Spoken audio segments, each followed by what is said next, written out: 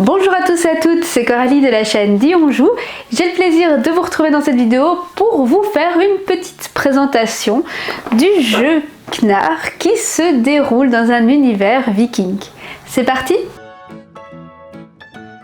En incarnant un guerrier, une marchande, un marin ou encore un skald, vous découvrirez les différentes facettes du viking et la place de certaines femmes exceptionnelles dans des sociétés patriarcales, ainsi que l'ampleur des liens commerciaux tissés par les Scandinaves en direction de l'Est comme de l'Ouest. Dans Knarr, on va donc jouer avec des vikings et avant de se pencher sur le jeu, sur ses mécaniques, je voulais faire une petite parenthèse éditoriale que je trouve importante parce que ce jeu est somptueux et je trouve que chez Bombix, chaque sortie, alors que le jeu vous plaise ou qu'il ne vous plaise pas, eh bien je trouve qu'au niveau de la qualité du matériel, c'est toujours très soigné et chaque jeu a une identité visuelle qui est forte.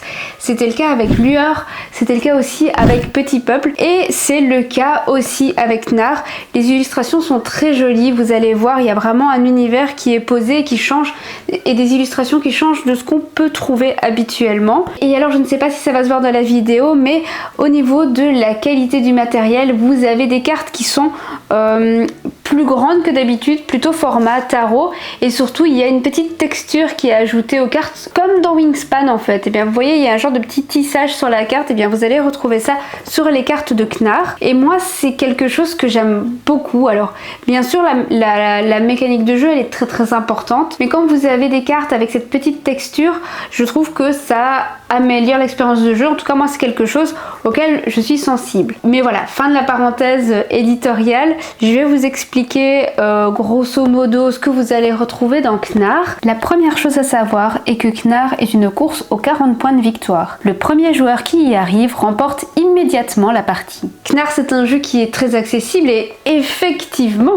pendant votre tour de jeu vous n'allez avoir le choix qu'entre deux actions possibles. Soit vous jouez un viking de votre main pour agrandir votre équipage de vikings. Les vikings sont classés par couleur et dès que vous jouez une carte, vous activez toutes les cartes de cette couleur. Ensuite, vous allez reprendre une carte située à l'emplacement du plateau de la même couleur que la carte jouée. Ou bien, au lieu de jouer une carte, vous pouvez explorer des terres vikings en vous défaussant des cartes vikings requises depuis votre zone d'équipage.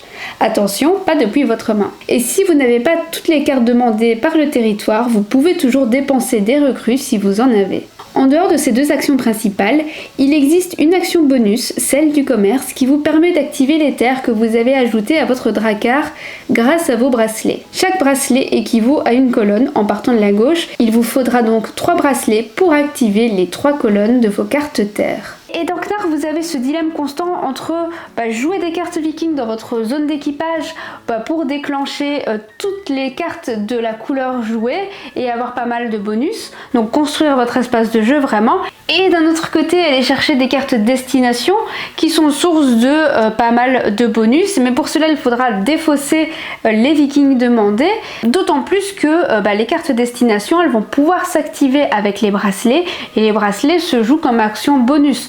Ce qui veut dire qu'à votre tour, au lieu de faire une action, eh bien, vous pourrez en faire 2. Et là, grosso modo, vous avez toutes les règles.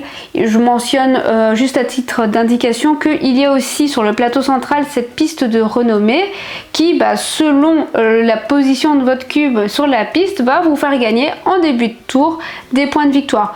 Donc voilà, c'est pas dégueulasse d'avoir ces petits points qui se génèrent automatiquement en début de tour. Et si vous voulez plus de profondeur dans le jeu, eh bien vous avez la possibilité d'utiliser le verso de vos drakkars, ce qui donne des départs asymétriques dans le sens où tout le monde n'aura pas les mêmes cartes de départ. Et il y a aussi une petite variante artefact, donc il y a un artefact qui va être choisi en début de partie et qui va donner une sorte d'objectif en fait en plus de des règles habituelles. C'est vraiment le type de jeu que j'aurais tendance à conseiller à des personnes qui veulent se lancer dans des jeux un peu stratégiques. Par exemple des gens qui ont l'habitude de jouer à des jeux d'ambiance mais qui veulent se tourner progressivement vers de la stratégie. Je pense qu'alors Knarr c'est vraiment le type de jeu idéal. Et moi en tant que joueuse je m'y retrouve aussi, mais Si vous voulez mon avis, parce que là je n'ai fait qu'une présentation du jeu, mais si vous voulez mon avis, eh bien je vous encourage à aller me retrouver sur Instagram. Je publierai tout bientôt mon avis sur le jeu. J'espère que la vidéo vous a plu. N'hésitez pas à me dire en commentaire si Knarr est un jeu qui vous tente, si vous y avez déjà joué, parce que là, à l'heure où je tourne la vidéo, le jeu n'est pas encore sorti, mais je sais qu'il était dispo sur quelques festivals pour y jouer, donc il est possible que certains d'entre vous y aient déjà joué. Et si vous avez la moindre question sur le jeu, n'hésitez pas à me la poser en commentaire. Je réponds toujours aux commentaires avec très grand plaisir. Et comme d'habitude, vous connaissez la musique.